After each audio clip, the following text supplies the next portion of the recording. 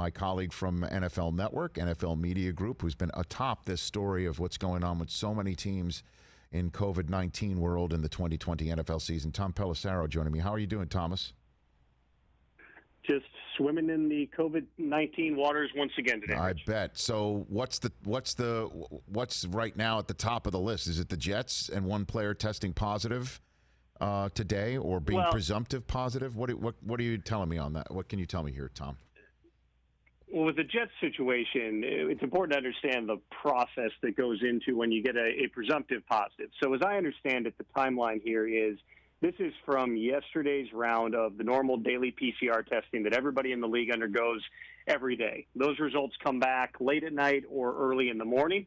So when the result came back, three things happen under the protocols. They rerun the original sample, they give a rapid result POC test, and they do a new PCR test that's sent out to a lab. Well, if the POC test and the PCR rerun agree, then it's either confirmed as a positive or confirmed as a negative. In this case, they did not agree, which is now why they have to wait for this additional PCR test to confirm whether or not this actually is a real positive. I know that's a lot of acronyms in a short period of time, and I've learned just to kind of throw them around a little bit too liberally. But point being, there are many of these, put it that way, that happen within the league. Some of them end up being confirmed. There are many that end up not actually being confirmed. The process to sort that out is a lot faster because of what happened with Matthew Stafford back in training camp. They accelerated this process. You no longer go on the reserve COVID-19 list and your name isn't out there as having COVID before the test is confirmed, all of which is to say the Jets are operating out of a phrase that we've used a lot, which is an abundance of caution by sending everybody home. Right. If, in fact, though, this is shown to be a false positive, the team and the player could be back to work later today, and so we wait. Right, and then, we had Dr. Alan Sills on yesterday, the chief medical officer of the NFL. There's videos that you can see and watch and see who this player was around, as well as the tracer that every player wears to know who this player was around and where and who is masked up and who might not be. We'll get to the Titans in a second. So there's a lot of ways that you go, you check the tape, you check this, you check that, and then you mentioned that you rerun a test that's already been run, as well as POC, meaning point of care. It's done right there. And then you rerun, then you take a whole fresh new test, the PCR test, right? That's the highly sensitive test that Sills said will pick up pretty much any particle that might be considered COVID. So that's all put together, and that's why the Cardinals are still right now planning on getting on a plane, right, for this game as we're currently talking?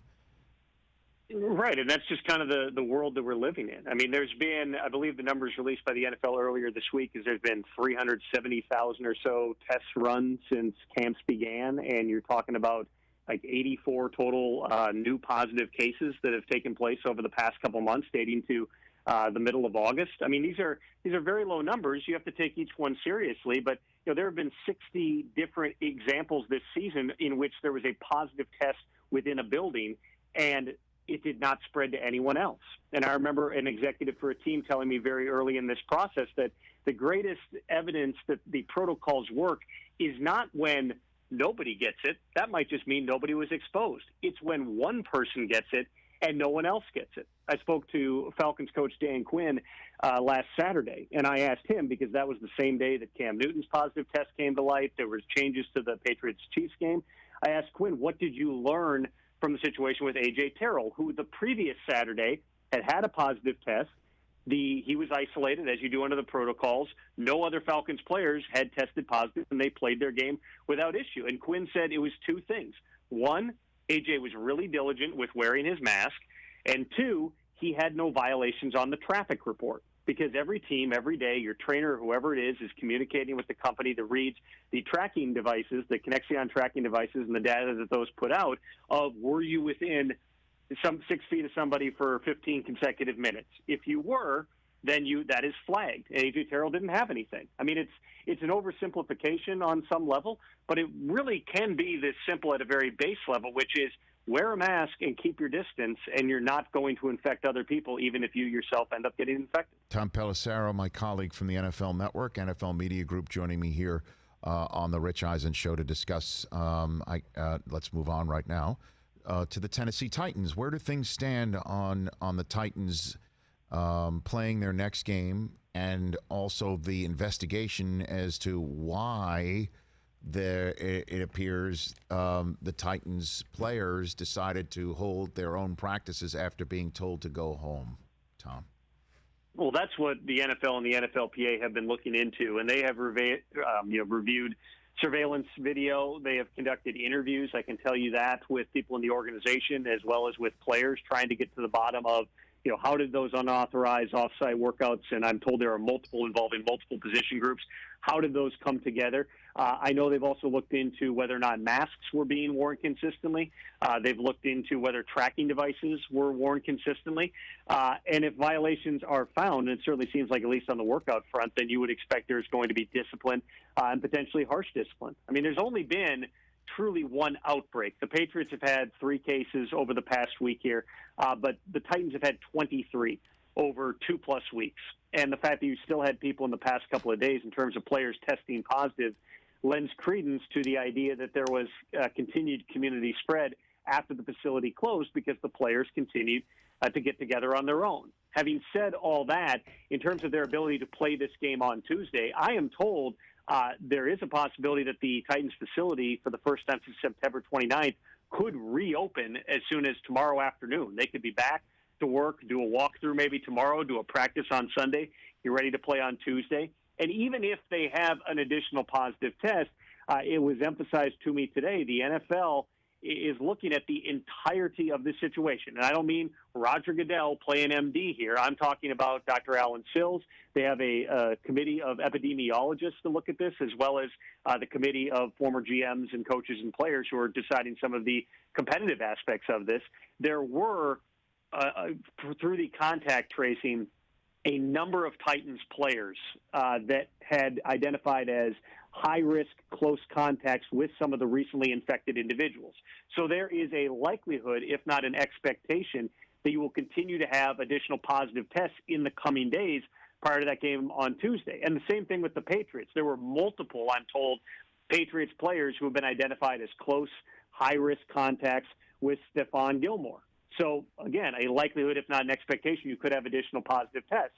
But the league is not, there's no hard rule that if you have a test on this amount before kickoff, we have to cancel it. Every situation is being taken on a case-by-case basis, and they're doing what they can and trusting the protocols to try to make these games happen on Monday and Tuesday. Tom Pelissero here on the Rich Eisen Show. It sure seems to me, Tom, and again, you're closer to it than I am in terms of talking to league sources and becoming an expert on public health that you probably never thought you'd have to be to do your job, that the first 3 weeks of the season where we just all go about our business not thinking about this as fans, that's over, right?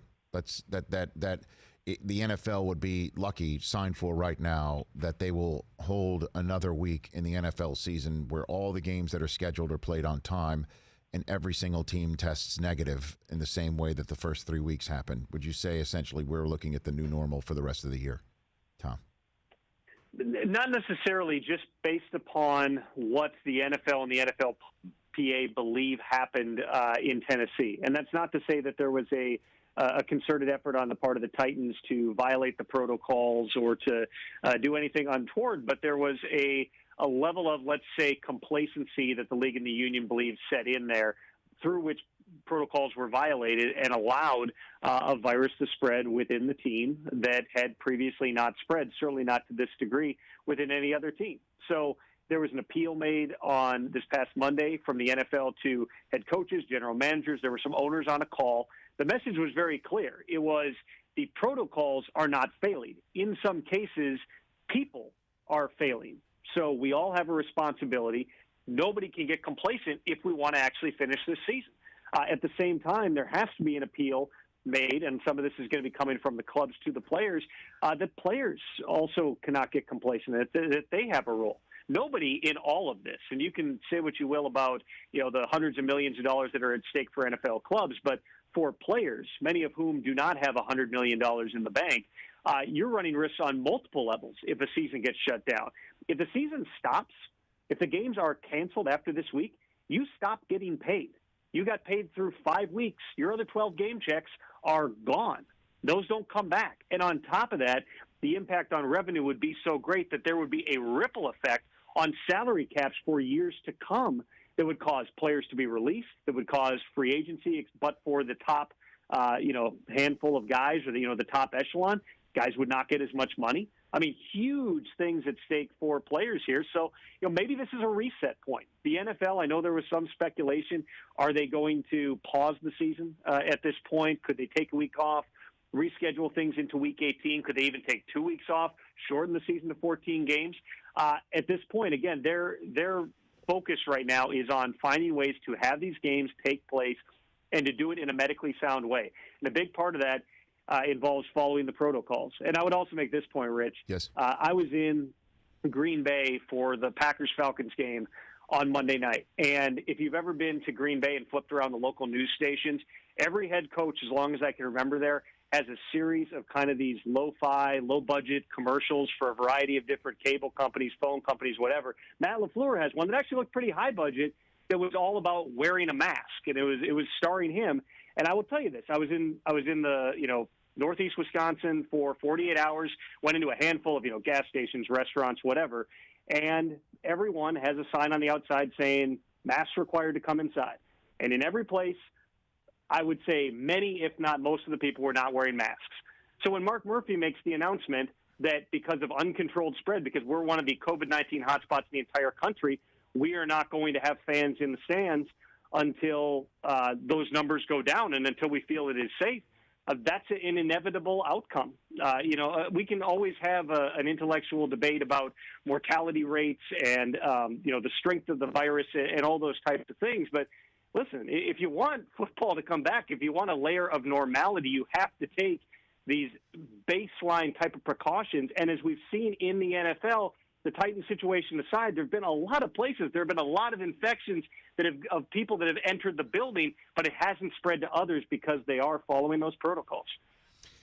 So you're saying, again, I just have about 90 seconds left. You're saying most of the people you saw in Green Bay where hospitals are overflowing and the governors of the state said they have to build a field hospital, not wearing masks from what you saw. Is that what you're saying? I would say it is fair to say repeatedly I encountered people. There certainly were folks that did wear masks as well. But I would tell you, in every rest stop that I had to hit on the way back to grab a coffee in Boyd, Wisconsin, or Wausau, or in the greater Green Bay area, there were many people not following the mask mandate. Which again, we can talk about the reasons, we can talk about the virus, we can talk about the politicization of science. It's if you don't wear a mask, you are not going to have nice things like fans in the stands at Lambeau Field. And I've been to 2 games there this year. I've been to probably, going back to my days with the Green Bay Press-Gazette, 100 games in that stadium, and it is a shame.